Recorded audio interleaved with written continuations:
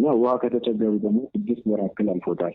አጠቃላይ ዙሪያው ወልቂጤና ወልቂጤ ዙሪያ ላይ ሙሉ የውሃ ችግር በጣም አለ። ያ ሁሉ የተፈጸመው ያ ሁሉ የተበደሉ ግን ምንም እስከዛሬ አልወጣም። ማንም ወጣቱም ይሁን ህዝቡም ይሁን እናቶችና አባቶች ማንም የጠየቀ አካል የለም። ይህ ሁሉ የውሃ ችግር እንዳለ ይታወቃል። መፍትሄ ግን አልተገኘም። እናቶች መረራቸው ውሃ ልማት አስተዳደር ቢሮ ለመሄድ አስበው ተነሱ ማለት ነው። ጠዋት ላይ መሀል ላይ ልዩ ኃይሎች ምናምን የሆነ አንዳንዶች የተላኩ ሊኖሩ ይችላሉ። አድማውን በታኞች ነበሩ።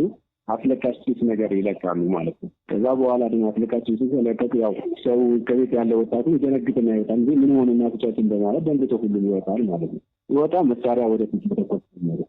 ከዛ ብዙ ሰው የተጎዳ አሁን በጊዜው 2 ሰው ነው በትክክል ያልባለኝ መረጃ የሞተው። ግን የቆሰለና የተጎዳ በጣም ብዙ ሰው አለ።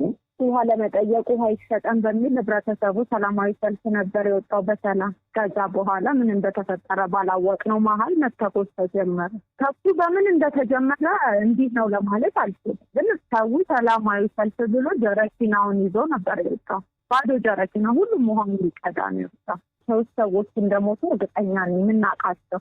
የቆሰሉ አሉ እየተባለ ነው። ከዛ በኋላ ያው በሚዲያ ነው እያየን የነበር ነው። ማንም የለም።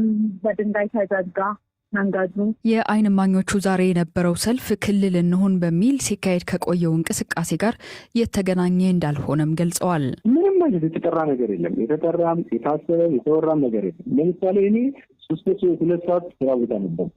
ከዛ 3 ሰዓት አካባቢ ድንገት ሲወጣ ነው ይህ ነገር ተከስቶ የተገኘው ማለት ነው እንጂ ምንም አይነት የታሰበ የተወራም የታቀደም ፕላን የለም። ዛሬ ላይ ያለው ስለ ውሃ ብቻ ነው።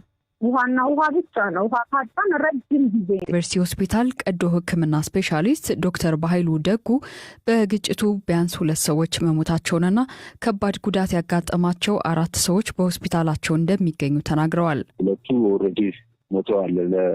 ለመግደል የተተኮሰ አይነት አንዱ ጭንቅላት ነው የተመታው። አንዱ ደግሞ ኦልሞስት በደረትና ሆድ ገናኝ ዋና ትልቁ የደም ስር ነው የተበጠሰው ነው። ወደ ሕክምና እንኳን ለመርዳትም አልበቁም። ከዛ በኋላ ሌላ 2 ነበሩ። አንደኛው አንገቱ የተመታ ትልቅ ያለ ሰው ነው ወጣት ማለት ነው። ሌላ ደግሞ 2 እንግዲህ ለህይወታቸው የሚያስባ አደጋ ላይ ያሉት 4 ሰዎች አሉ። ከባድ ጉዳት ሌሎች ደግሞ አሁን ኦፒዲ አውት ፔሸንት ያሉ ጥቁር አንበሳ ተነጋግረን ዜናክና ያለ ወጣት ልጅ አለ። እዚህ ባለሙያም እንትንም ስለሚያስፈልግ ለተጨማሪ ሕክምና መሳሪያም ስለሌለን ወደዛ ለመላክ አሁን እየጣርን ያለን ሰው አለ። ሌሎቹ እንግዲህ የዩኒቨርሲቲውም ራጅ እየሰራ ስላልሆነ የስጋት ሁኔታቸውና ማወቃቸውን እንግዲህ ቀላል ጉዳት እዛው ባሉ ክሊኒኮች ነው ይታከሙ ያሉት። አሁን እዛ ጓደኞቻችን ክሊኒክ ያለው እነሱ የነገሩ የነበረ በደቡብ ኢትዮጵያ ክልል ውስጥ የተካተተው የጉራጌ ዞን ራሱን በቻለ ክልል እንዲዋቀር ጥያቄ ሲያቀርብ ቆይቷል። በተለያዩ ጊዜያትም የስራ ማቆም አድማ እንዲሁም ሰላማዊ ሰልፎች ሲካሄዱ ነበር። ይህንንም ተከትሎ ከወራት በፊት ዞኑ በኮማንድ ፖስት ስር እንዲተዳደር መወሰኑ ይታወሳል። የአካባቢውን ባለስልጣናት ስለተከሰተው ለመጠየቅ ያደረግነው ሙከራ አልተሳካም። የኢትዮጵያ ኦርቶዶክስ ተዋሕዶ ቤተክርስቲያን በውስጧ ተከስቶ የነበረው ችግር በቤተክርስቲያኗ ቀኖናና ስርዓት መሰረት እንደተፈታ አስታወቀች። በዚህ መሰረት የቤተክርስቲያኗን ስርዓትና ሕግ ጥሰዋል ተብለው በቅዱስ ሲኖዶሱ ተወግዘው ተለይተው የነበሩ አባቶችም ወደ ቤተክርስቲያኗ መመለሳቸው ተገልጿል። ቤተክርስቲያኗ ሕገ ወጥ ነው ካለችው ጵጵስናና ሹመት ጋር ተያይዞ ባለፉት ሳምንታት በአገሪቱ ስጋት ፈጥሮ የነበረው ውዝግብ መፈታቱን ቅዱስ ሲኖዶስ ዛሬ በሰጠው መግለጫ አስታውቋል። ይህ ስምምነት ሙሉ በሙሉ ቤተክርስቲያን በሯን ከፍታ በዚህ መልኩ ካልሆነ በስተቀር ሌላ በር የለም ብላ የደመደመችውን ማረጋገጫ ነው። ምክንያቱም ሟል ተብሎ የተነገረላቸው 25 የትናንትና አባቶች በዚህ መግለጫ መሰረት በትናንትናው ማንነታቸው እንጂ ሹመት የሚባለው የማይሰራ መሆኑን ወደፊት ቅዱስ ሲኖዶስ በሚሾምበት ጊዜ በማወቅም ይሁን ባለማወቅ በተለያየ መንገድ የገቡ ቤተክርስቲያኒቷን ቀኖናዋን ስርዓቷን መጠበቅ የሚችሉ እስካሉ ድረስ ደግሞ ቤተክርስቲያን የምታያቸው መሆኑን የምትደድበት አይደለም። 3ቱ ሊቃነ ጳጳሳት ቀደም ብለው የነበሩት በውግዘት ተለይተው የነበሩትን ቀጥታ ቤተ ክርስቲያን የምትቀበላቸው መሆኑን በቃ ቤተ ክርስቲያናችን ስርዓት መሰረት ይህ ስምምነት ይገልጻል። ለዚህም ጠቅላይ ሚኒስትር አብይ አህመድ ችግሩን በፖለቲካዊ መንገድ ከመፍታት ባሻገር በቤተ ክርስቲያኗ ቀኖናና ስርዓት መሰረት እንዲፈታ ታላቅ አስተዋጽኦ ማበርከታቸው ተገልጿል። ችግሩን እልባት እንዲያገኝ በቤተ ክርስቲያኗ በኩል አቡነ ናትናኤል፣ አቡነ ኤርሚያስ፣ አቡነ ሩፋኤልና የአገር ሽማግሌዎች በተገኙበት ሰፊ ውይይት ስለመደረጉና ችግሩንም ለመፍታት መቻሉ ተገልጿል። ጠቅላይ ሚኒስትር አብይ በተገኙበትም ቤተ ክርስቲያኗን የወከሉ አባቶችና የአገር ሽማግሌዎች ባሉበት ውይይት ተደርጎ የተደረሰበትን ስምምነት ሲኖዶሱ መቀበሉን ገልጿል። ከ3 ሳምንታት በፊት በቤተ ክርስቲያኗ አካታችነትና የቋንቋ አጠቃቀም ላይ ያነሳቸው ጥያቄዎች ምላሽ አላገኙም በማለት 26 ኤጲስቆጶሳትን በመሾም ውዝግብ መጀመሩ ይታወሳል። ይህንንም ተከትሎ የኢትዮጵያ ኦርቶዶክስ ቤተ ክርስቲያን ቅዱስ ሲኖዶስ ከሃይማኖታዊ ቀኖናና ስርዓት ውጭ ነው በማለት የጵጵስና ሹመቱን የሰጡትና ተሿሚዎችን የቤተ ክርስቲያኗን ሕግ እንዲሁም ስርዓት ጥሰዋል በማለት አውግዞ እንዲለዩ መወሰኑ ይታወሳል። ነገር ግን አባቶቹ ጥፋታቸውን አምነው ይቅርታ የሚጠይቁ ከሆነ ቤተ ክርስቲያኗ መልሳ እንደምትቀበላቸው ገልጻ ነበር። በቤተ ክርስቲያኗ አባቶች መካከል የተከሰተውን ቀውስ ለመፍታት የአገር ሽማግሌዎችና የመንግስት ባለስልጣናት ጥረት ሲያደርጉ የቆዩ ሲሆን በዚህ ስነስርዓት ላይ ፓትርያርክ አቡነ ማትያስና ሌሎች ጳጳሳት፣ በቅዱስ ሲኖዶሱ የተወገዙ 3 አባቶች እንዲሁም ከፍተኛ የመንግስት ባለስልጣናት ተገኝተዋል። የኢትዮጵያ ኦርቶዶክስ ተዋሕዶ ቤተ ክርስቲያን አባቶች ባለፈው ሳምንት አርብ ከጠቅላይ ሚኒስትር አብይ አህመድ ጋር ስለተፈጠረው ክስተት መወያየታቸውንና የቤተ ክርስቲያኗንም ጥያቄ ሙሉ በሙሉ መንግስት መቀበሉን ማሳወቋ ይታወሳል። ቤተ ክርስቲያኗ በራሷ ሃይማኖታዊ ቀኖናና አስተዳደራዊ ስርዓት ያለ መንግስት ጣልቃ ገብነት የሚመሰረትበት ሰነድ በቀጣይ ሳምንት ይፋ እንደሚሆን ተገለጸ።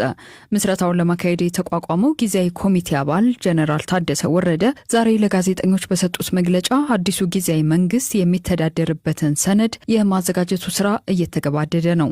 እስከዚህ ሳምንት መጨረሻም ህዝብንና ተቃዋሚ ፓርቲን ያሳተፈ ውይይቶች በስፋት ይካሄዳሉ። የፕሪቶሪያው ስምምነት 2 መሰረታዊ ነጥቦች እንደነበሩት ያወሱት ጄኔራሉ አንደኛው የጸጥታና ሰብአዊ እርዳታን የሚመለከት ሲሆን ሁለተኛው ደግሞ በፖለቲካ ጉዳይ ላይ በሁለቱ ተፈራራሚ ፓርቲዎች የሚቋቋም ጊዜያዊ መንግስት ጉዳይን የሚመለከት እንደነበር አስታውሰዋል። በዚህም መሰረት የትግራይ ጊዜያዊ መንግስትን ለመመስረት በትግራይ በኩል አስተባባሪዎች ሆነው ከተሰየሙ በኋላ እየተሰሩ ያሉ ቁልፍ ተግባራትን ዘርዝረዋል። ሰነዱ በቀጣይ ሳምንት የትግራይ ሰነድ ሆኖ ይፋ እንደሚሆንም ይጠበቃል። ጄኔራሉ የትግራይ ሉዓላዊ ግዛቶችን በተመለከተ ህገ መንግስታዊ በሆነ መንገድ የመፍታት ሂደት መጀመር ባለበት ደረጃ እንዳልተጀመረ ጠቅሰዋል። በመግለጫቸው በፖለቲካዊ ስምምነቱ ላይ አንድ የመንግስት ምስረታ ነው። ሁለተኛው ደግሞ የትግራይ ሉዓላዊ ግዛቶች ግዛት መሬት ህገ መንግስታዊ በሆነ መንገድ የመፍታት የሚል ነው።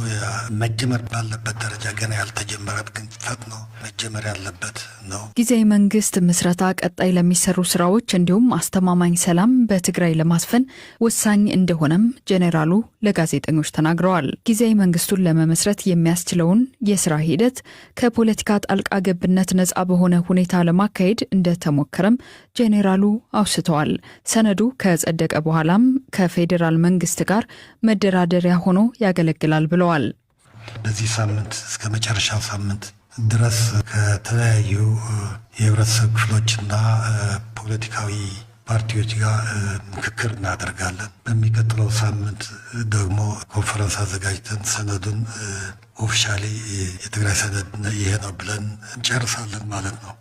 መንግስት የሚመሰረትበት ያን መነሻ አድርገን ደግሞ ከፌዴራል መንግስት ጋር እናደርጋለን። ጊዜያዊ መንግስት መመስረቱ የፕሪቶሪያው ስምምነት ግድ ስለሚያደርገው ብቻ ሳይሆን ውስጣችንም ያን እንድናደርግ ስለሚያደርገንና አስፈላጊነቱን ስላመንበት እንዲሁም የፖለቲካ ባህላችን ላይ ጭምር ለውጥ ለማምጣት ነው እያደረግነው ያለው። ለትግራይ ህዝብም ወርቃማ እድል ነው ብለዋል ጄኔራሉ። ውጫውን እንበለው እንጂ የተፈራረምንበት ስለሆነ የራሳችን ስምምነት ነው። እሱን ተግባራዊ የግድ እናደርጋለን። ሁለተኛው ደግሞ ውስጣችንም አይተናል። ትግራይ ውስጥ ያለው ሁኔታም በዝርዝር ስላየ ነው። በዋናነትም ሰራዊት አባላት እና አሁን ስልጣን ላይ ያለው ገዢ ፓርቲ ቲፒኤልኤፍ ጋር እንደ ትልቅ ፓርቲ መጠን ስልጣን ላይ የቆየው እሱ ነው፣ የፓርቲ ነው። አብረን ብዙ ነገር ገምግመንም የጊዜያዊ መንግስት የማቋቋም ጥያቄው ወይም አስፈላጊነቱ ፕሪቶሪያ ስምምነት ብቻ ሳይሆን ውስጣችንም ያ እንድናደርግ የግድ ስለሚለን፣ ስለዚህ ከውስጣችንም አንጻርም ከስምምነቱ አንጻርም የምንገደድበት ስለሆነ ከትግራይ ህዝብ አንጻር ወርቃማ እድል ነው። ለአሁን ሁኔታ ብቻ ሳይሆን ለቀጣይም ይሄኛውን ፖለቲካዊ ባህላችን ላይ ለውጥ ለማምጣት ወርቃማ እድል ነው የሚል እምነት አለን። በመጨረሻም ጀነራል ታደሰ ይህ ሂደት ለትግራይ ህዝብ ወሳኝ የታሪክ ሂደት ይሆናል ብለው እንደሚያምኑም ተናግረዋል። ከትግራይ ህዝብ አንጻር በጣም ጠቃሚ ታሪካዊ ሂደት ነው እያለፍ ያለ ነው።